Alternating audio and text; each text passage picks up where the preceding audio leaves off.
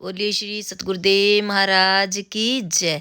प्यारी साध संगत जी, यह बीबी नीलवराना जो कि श्री गुरु ग्रंथ साहब जी के सानिध्य में और संत बाबा छोटू महाराज जी के सानिध्य में अपने विचार साध संगत के साथ साझे कर रहे हैं। नए वर्ष की बहुत बहुत बधाई हो सभी को।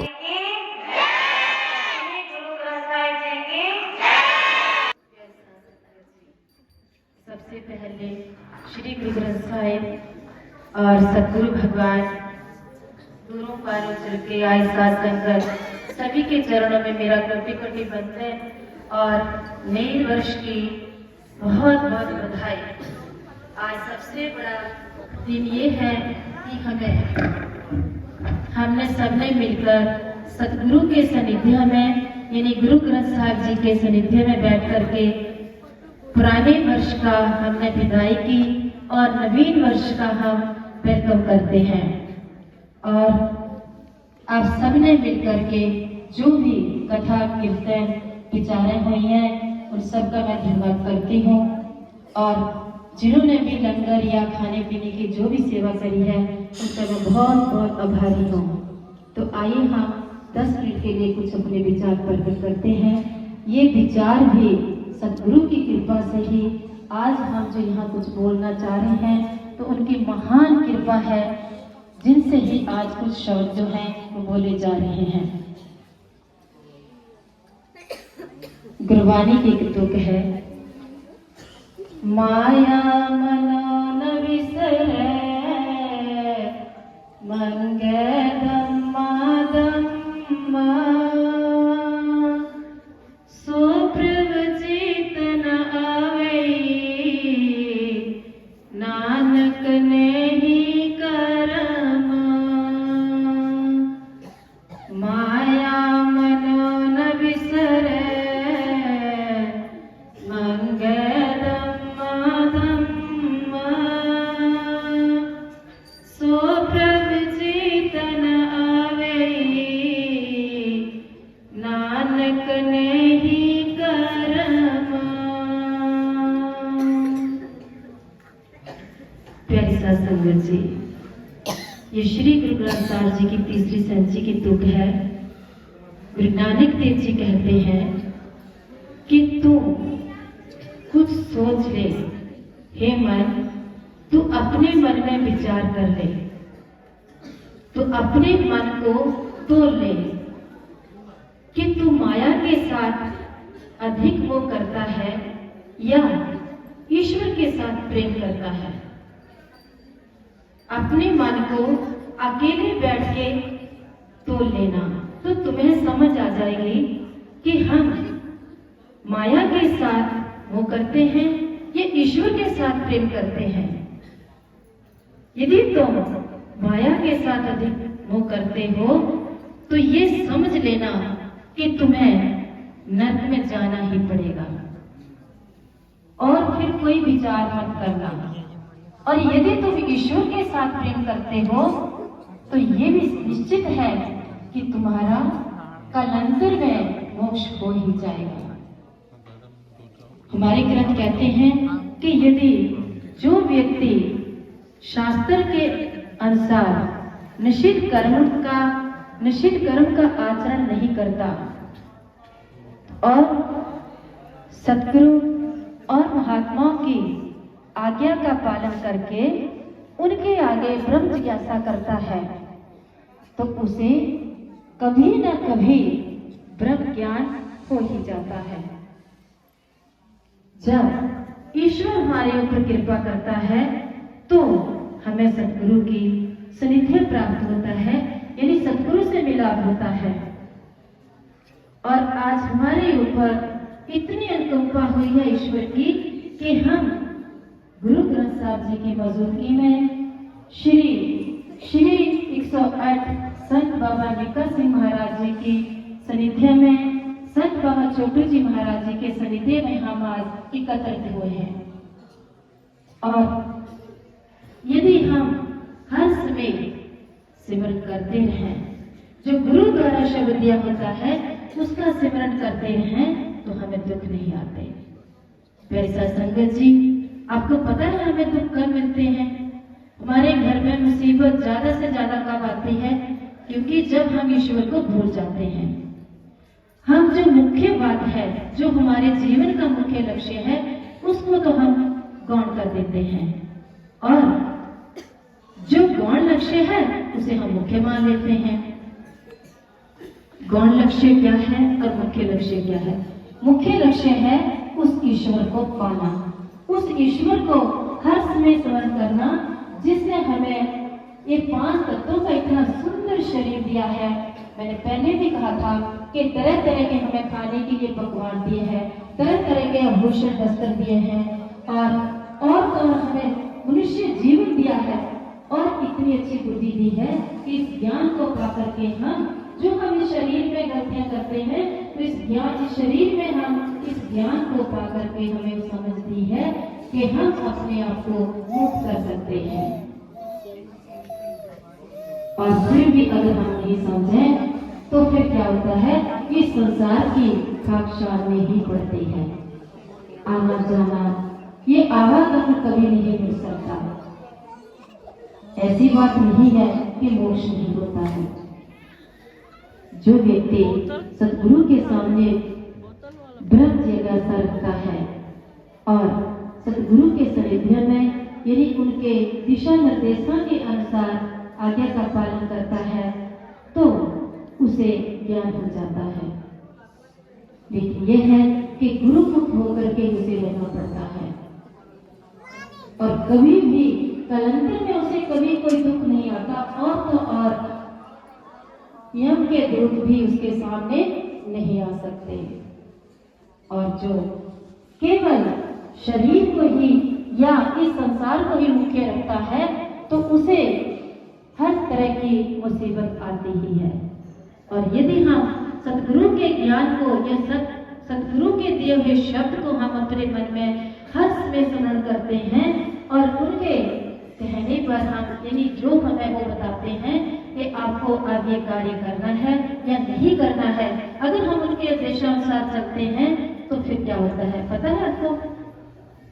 फिर हम भी उनके साथ अभेद हो जाते हैं और अभेद होने के लिए हमें ये शरीर मिला है और ये इतने ग्रंथ और हमें इतने ब्रह्म ज्ञानी, इतने दयालु, इतने कृपालु हमें संत मिले हैं कि जो हम एक बार नहीं अगर 10 बार भी कोई प्रश्न पूछना चाहता है तो उन्हें हर बात का उत्तर देते हैं, उसके मन की शंका को दूर करते हैं। इस पर एक छोटी सा साखी है। एक 15 वर्ष की कोई कन्या थी, उसके मन में इतनी श्रद्धा थी श्री गुरु ग्रंथ साहब के प्रति कि वो हर रोज गुरुद्वारा जाया करती थी। उसके मन में कभी ये बात नहीं थी कि मैं स्नान करके ही जाऊं या मैं खाना कर करके ना जाऊं। देखो श्रद्धा होनी चाहिए मन में। शरीर की शुद्धि तो बहुत जरूरी है, लेकिन ऐसा नहीं है कि हम सारा टाइम अपने उस शरीर के लिए लगा दें। अगर आपके मन में ईश्वर के प्रति श्रद्धा है तो शरीर की शुद्धि कोई ज्यादा मायने नहीं रखती है। शुद्धि का मायने का मतलब है कि हमारा अंतःकरण शुद्ध होना चाहिए। उस लड़की का इतना अंतःकरण शुद्ध था कि वो बिना नहाई धोई भी ईश्वर में इतनी लगन लग गई कि प्रतिदिन गुरुद्वारा साहब जाया करती थी। वहां जो नित्य नियम था वो वहां जाकर क्या करती थी। जब 16 वर्ष की हुई तो उसकी शादी हुई। कुछ महीने तक तो वो अपने ससुराल से वो गुरु ग्रंथ साहब की सेवा में जाया करती थी, नित्य नियम क्या करती थी। लेकिन एक बार की बात है, उसके ससुराल वाले बहुत दुखी करने लगे कि ना जाने ये गुरु ग्रंथ साहब का बहाना लेकर ये लड़की कहाँ जाती है।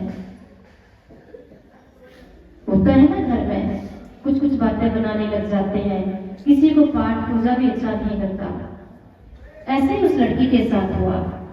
लेकिन वो मन में संकल्प करती और ईश्वर को इतनी श्रद्धा के साथ उसको मन में बिठा रखा था कि वो सुनती ही नहीं थी कि वो क्या कह रही हैं।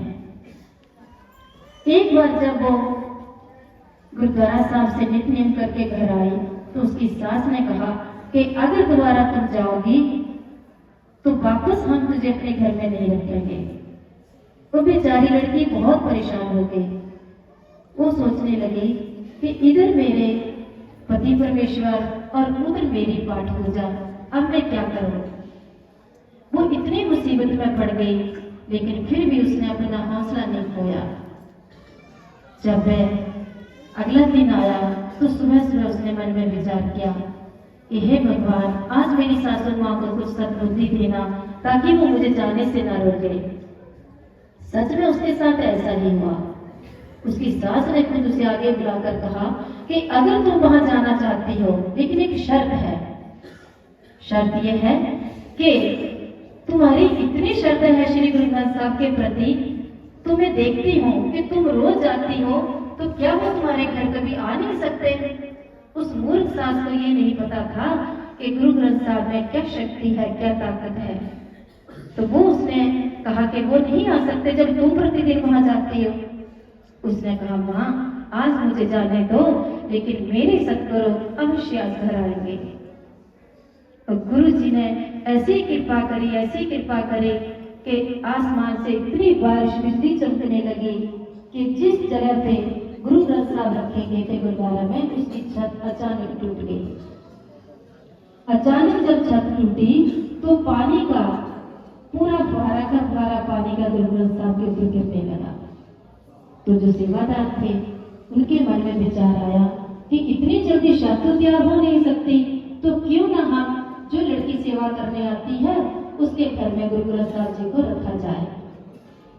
एक ने कहा कि पहले उसे पूछ लो, दूसरे ने कहा कि नहीं, जब उसके मन में इतनी श्रद्धा है तो ऐसे शिष्य को क्या पूछना है। उन्होंने गुरु ग्रंथ साहब जी को आदर सत्कार के सहित उस लड़की के घर ले गए। जब उस लड़की के घर पहुंचे जाकर के तो उसकी सास देख के हैरान रह गई कि ये क्या हो गया। तब उस लड़की ने कहा, माँ आप कहते थे ना कि तुम रोज जाती हो और तेरा सतगुरु तेरे घर नहीं आता, तो आपने देख लिया कि मेरे सतगुरु आज चल के खुद यहाँ आए हैं, मैं वहां गई भी नहीं, फिर भी मेरे पास आए हैं। तो प्यारी सास संगत जी, अगर श्रद्धा से और प्रेम के साथ शुद्ध हृदय से आप घर बैठे भी सतगुरु को याद करते हैं तो आपको दर्शन दे ही देते हैं। लेकिन श्रद्धा ऐसी होनी चाहिए। कोई भी हर समय सेवन करने से, हर समय सतगुरु को मन में रखने से कितनी बड़ी से बड़ी बाधा भी आ जाए तो वो ही निपट जाती है। कितनी बड़ी भी घाटी हमें पार करना पड़े, कठिन से कठिन परिस्थितियां भी आ जाए तो उनका भी पता नहीं चलता, लेकिन मन में श्रद्धा होनी चाहिए। ये सबको पता है। आजकल हमारे यहाँ सतगुरु जी श्री गुरु ग्रंथ साहब जी की तीसरी संचि पढ़ा रहे हैं, उसमें हमेशा ही बार बार हर एक मोहल्ले में यही आता है कि सतगुरु के बिना कभी ज्ञान नहीं हो सकता। चाहे कितने मंदिर मस्जिद चले जाओ, लेकिन जब तक तुम सतगुरु के सानिध्य में नहीं आओगे, उनके देशानुसार नहीं चलोगे, तो तुम्हारा कल्याण नहीं हो सकता। तो प्यारी साध संगत जी, मैं इन्हीं शब्दों के साथ अपनी वाणी को विराम देती हूँ और सभी के आगे हाथ जोड़ के विनती करती हूँ। प्यारी साध संगत जी, नए साल की आपको बहुत बहुत बधाई, बहुत बहुत बधाई। हमेशा इसी तरह सतगुरु के चरणों में एकत्रित होते रहें और समय समय पर अपने जो भी इष्ट है सतगुरु जी को याद करते रहें। कभी भी घर के अंदर कोई दुख मुसीबत नहीं आ सकती, और आती भी है तो सतगुरु उसको संभालने का खुद हौसला भी साथ ही देते हैं। प्यारी साध संगत जी, अभी आपके सामने श्री गुरु संत बाबा निक्का सिंह जी महाराज जी के वचन करेंगे, तो आइए सुनते हैं। वाहेगुरु जी का खालसा, वाहेगुरु जी की फतेह। बोले